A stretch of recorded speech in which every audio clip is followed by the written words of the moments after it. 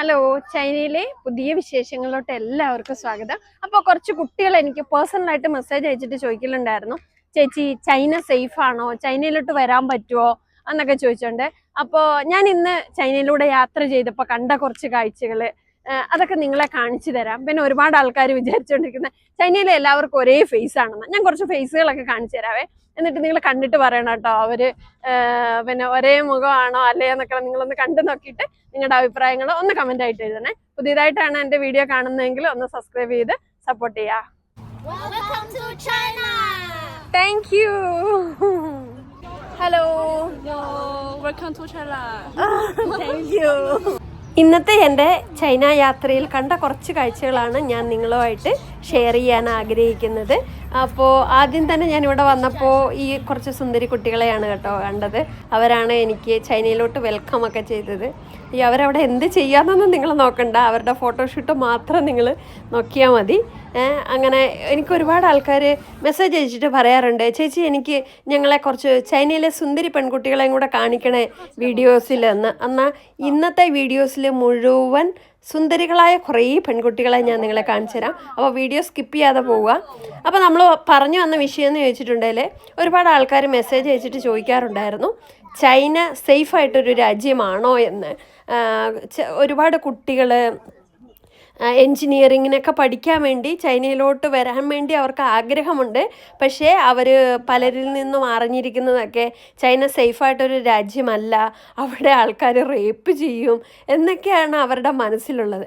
അപ്പോൾ അവരെൻ്റെ അടുത്ത് ഇങ്ങനെ മെസ്സേജ് അയച്ച് ചോദിച്ചിരുന്നു. അപ്പം ഇപ്പം ഞാൻ സഞ്ചരിക്കുന്ന, നിങ്ങൾക്കറിയാമല്ലോ, ഞാൻ ഒരുപാട് വീഡിയോ ഇട്ടിട്ടുണ്ട്. ഞാൻ 10 വർഷമായിട്ട് ചൈനയിൽ തന്നെയാണ്. അപ്പോൾ എൻ്റെ എല്ലാ യാത്രകളും ഞാൻ തനിച്ചാണ് പോകാറുള്ളത്. എനിക്കിതുവരെ ഈ 10 വർഷത്തിനുള്ളിൽ ഒരിക്കൽ പോലും യാതൊരു തരത്തിലുള്ള ഒരു ബാഡ് എക്സ്പീരിയൻസും എനിക്ക് ഈ ചൈനയിൽ നിന്നുണ്ടായിട്ടില്ല. ശരിക്കും പറഞ്ഞാൽ നമ്മുടെ രാജ്യത്തിൽ ഒരു രാത്രിയായി കഴിഞ്ഞാൽ എനിക്ക് പുറത്തു പോകാൻ പേടിയാട്ടോ. പക്ഷേ ഇവിടെ വന്നതിന് ശേഷം ഏത് സമയത്തും പുറത്തു പോകുന്നതിന് നമുക്ക് പേടിക്കൊന്നും വേണ്ട. ഇവിടെ നിങ്ങൾ നോക്കിക്കേ, എന്തോരം പെൺകുട്ടികളാണ് വന്ന് അവർ തനിച്ച് വന്ന് ഫോട്ടോഷൂട്ട് ചെയ്യുന്നതും. അവരെല്ലാവരും ജീവിതം ആസ്വദിച്ചുകൊണ്ടേയിരിക്കുക. അവരെല്ലാവരും സന്തോഷത്തിലാണ്, അവർ ഹാപ്പിയായിട്ട് അവരുടെ ജീവിതം ഇങ്ങനെ എൻജോയ് ചെയ്തുകൊണ്ടിരിക്കുക. പക്ഷെ നമ്മളെന്ത് ചെയ്യും, നമ്മൾ പുറത്തുനിന്ന് ഇതൊന്നും കാണാതെ നമ്മൾ എന്ത് പറയും, ഓ ചൈനയിലോ അവിടെയാണല്ലേ, അവർക്ക് വലിയ സ്വാതന്ത്ര്യമൊന്നുമില്ല, അവർക്ക് അഭിപ്രായ സ്വാതന്ത്ര്യമില്ല, അവരടിമകളാണ്, അങ്ങനെയൊക്കെ പറയും. നമ്മളിങ്ങനെ പറഞ്ഞു നമ്മുടെ ജീവിതം കളയുന്നല്ലാണ്ട് ഇവിടെ ഇവർ സന്തോഷത്തോടെ ഇവർ ജീവിച്ചുകൊണ്ടേയിരിക്കുന്നു. ഇവരുടെ ജീവിതം എൻജോയ് ചെയ്യുക. അവരാരെക്കുറിച്ചും ബോധേഡാവാറില്ല. അവർക്ക് ഗവൺമെൻറ് വേണ്ടുന്ന കാര്യങ്ങളെല്ലാം ചെയ്തു കൊടുത്തിട്ടുണ്ട്. ഇപ്പോൾ എന്ന് പറഞ്ഞിട്ടുണ്ടെങ്കിൽ നിങ്ങൾ കണ്ടില്ലേ, ഈ ഒരു പാർക്ക്, ഇവിടെ എൻട്രി ഫീസ് ഒന്നും ഇല്ല കേട്ടോ.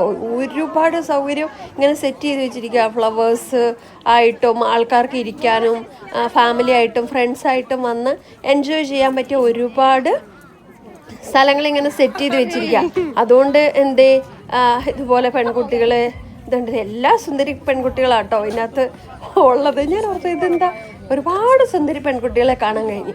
അപ്പോൾ അത് നിങ്ങളെയും കാണിച്ചു തരാമെന്ന് വിചാരിച്ചു. അപ്പോൾ ഇവരിങ്ങനെ വന്നിട്ട് ഗ്രൂപ്പായിട്ടും ഫ്രണ്ട്സായിട്ടും ബോയ് ഫ്രണ്ടായിട്ടും ഫാമിലി ആയിട്ടും ചെറിയ മക്കളുമായിട്ടും അങ്ങനെയൊക്കെ വന്ന് ഇവരുടെ ജീവിതം എൻജോയ് ചെയ്തുകൊണ്ടിരിക്കുന്ന കാഴ്ചയാണ് നമുക്ക് ഇതിലൂടെയൊക്കെ നടക്കുമ്പോൾ കാണാൻ പറ്റുക. എന്തിനാണ് നിങ്ങളിങ്ങനെ അവിടെ ഇരുന്നോണ്ട് പറയുന്നത് ചൈനക്കാർക്ക് സ്വാതന്ത്ര്യമില്ലെന്നും പിന്നെ അവരിങ്ങനെ വിഷമിച്ചാ ജീവിക്കുന്നതെന്നും ഒക്കെ? അങ്ങനെയൊന്നും അല്ല കേട്ടോ. നിങ്ങളൊന്ന് വന്ന് കണ്ടു നോക്കിയിട്ട്, ചൈനയിൽ ഒരിക്കലെങ്കിലും വന്ന് കണ്ടു നോക്കിയ ഒരു മനുഷ്യനും കുറ്റം പറയത്തില്ല. ചൈനക്കാരെന്താണ് ഇവിടെ അനുഭവിക്കുന്നതെന്നും ചൈനയുടെ വികസനം എന്താണെന്നും ശരിക്കും പറഞ്ഞാൽ എനിക്കൊരു വീഡിയോയിലൂടെയൊന്നും നിങ്ങൾക്ക് പറഞ്ഞു തരാൻ പറ്റത്തില്ല കേട്ടോ. അതുകൊണ്ട് തന്നെയാണ്, എന്നാലും എനിക്ക് പറ്റുന്നത് പോലെ ഞാൻ ഇനിയുള്ള വീഡിയോസിലെല്ലാം ചൈനയുടെ കുറേ കാര്യങ്ങൾ ഉൾപ്പെടുത്തുന്നതായിരിക്കും. ഇന്ന് വന്ന സംഭവങ്ങൾ തന്നെ എനിക്കൊരു വീഡിയോയിൽ ചെയ്യാൻ പറ്റത്തില്ല. കാരണം ഒരുപാട് നേരമൊക്കെ ഞാൻ വീഡിയോ ഇട്ടിട്ടുണ്ടെങ്കിൽ നിങ്ങൾക്ക് ബോറടിച്ചിട്ട് നിങ്ങൾ ഇട്ടിട്ട് പോകുമല്ലോ വിചാരിച്ചിട്ടാണ് ഞാൻ ഒരു 10 മിനിറ്റിനുള്ളിലാണ് ഞാൻ വീഡിയോസ് ഇടുന്നത്. കുറേ ആൾക്കാരൊക്കെ ഇങ്ങനെ കമൻറ്റിൽ വന്ന് പറയാറുണ്ട്, നിങ്ങളുടെ വീഡിയോ കുറച്ചുകൂടെ ലോങ് ആയിട്ട് ഇടണം എന്നൊക്കെ. എന്നാലും ഞാൻ ഇനിയും നിങ്ങളൊക്കെ കാണുമെന്നുണ്ടെങ്കിൽ ഞാൻ കൂടുതൽ ലോങ് ആയിട്ട് വീഡിയോസൊക്കെ ഇടുന്നതാണ്. Hello hello. ഇവിടെ കുഞ്ഞു മക്കളെയും കൊണ്ടൊക്കെ വന്ന് ഫോട്ടോഷൂട്ട് ചെയ്യുന്ന ഒരു കാഴ്ചയാണ് നിങ്ങൾക്ക് കാണാൻ കഴിയുന്നത്. ഇവിടെ 2 സുന്ദരി പെൺകുട്ടികൾ അവരിരുന്ന് ഫോട്ടോഷൂട്ട് ചെയ്യാണ്. ഈ മോള് എന്നെ കണ്ടപ്പോൾ വലിയ സന്തോഷമായി. വെൽക്കം ടു ചൈന എന്നാണ് അവള് പറഞ്ഞത്. അങ്ങനെ അവൾ എനിക്ക് നമസ്തയൊക്കെ പറഞ്ഞു കേട്ടോ. അവള് സ്കൂളിൽ നിന്ന് പഠിച്ചാന്ന് തോന്നുന്നു. ഞാൻ ഇവിടെ നോക്കുമ്പോൾ കുറെ കുഞ്ഞു മക്കളുടെ ഡാൻസ് പരിപാടിയൊക്കെ അവിടെ നടക്കുന്നുണ്ടായിരുന്നു. അവരൊക്കെ ഭയങ്കര സന്തോഷത്തിലാണ് കേട്ടോ. ഇവിടെ കണ്ടില്ലേ റേഡിയോയുടെ ഒരു ഇതൊക്കെ സെറ്റ് ചെയ്ത് വെച്ചിട്ടുണ്ട്. നാളെ ഇവിടെ ഒരുപാട് പരിപാടിയും കാര്യങ്ങളൊക്കെ ഉണ്ട്.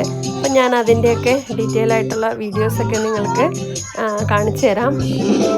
നാളെ ശനിയാഴ്ച വീക്കെൻഡ് ആയതുകൊണ്ട് തന്നെ ഈ ഏരിയയിൽ ഒരുപാട് പ്രോഗ്രാംസ് നടക്കുന്നുണ്ട് കേട്ടോ. അപ്പം ഞാൻ അതിൻ്റെയൊക്കെ ഒരു ഫുൾ വീഡിയോ നിങ്ങൾക്ക് അടുത്ത ദിവസം ഇട്ട് തരുന്നതാണ്. അപ്പോൾ ഇതൊക്കെയാണ് ഇന്നത്തെ ചൈന വിശേഷങ്ങൾ. അപ്പോൾ കൂടുതൽ ചൈന വിശേഷങ്ങളൊക്കെ ആയിട്ട് നമുക്ക് അടുത്ത വീഡിയോയിൽ വീണ്ടും കാണാം. അപ്പോൾ നിങ്ങൾക്ക് എൻ്റെ വീഡിയോ ഇഷ്ടപ്പെട്ടെങ്കിൽ ഒന്ന് ലൈക്ക് ചെയ്യുക. നിങ്ങളുടെ അഭിപ്രായങ്ങൾ കമൻറ്റ് രൂപത്തിൽ എഴുതുക. നിങ്ങൾ കമൻറ്റൊക്കെ എഴുതുമ്പോഴല്ലേ നമ്മൾക്കും ഒരു സന്തോഷമാവുക. ശരിക്കും പറഞ്ഞിട്ടുണ്ടെങ്കിൽ ഞാൻ ഓരോരുത്തരുടെയും കമൻറ്റ് വായിച്ചിട്ട് റിപ്ലൈ ചെയ്യാറുണ്ട് കേട്ടോ ഇപ്പോഴും. അപ്പോൾ thank you for watching. Like ചെയ്യുക, കമൻറ്റ് ചെയ്യുക, സബ്സ്ക്രൈബ് ചെയ്യുക.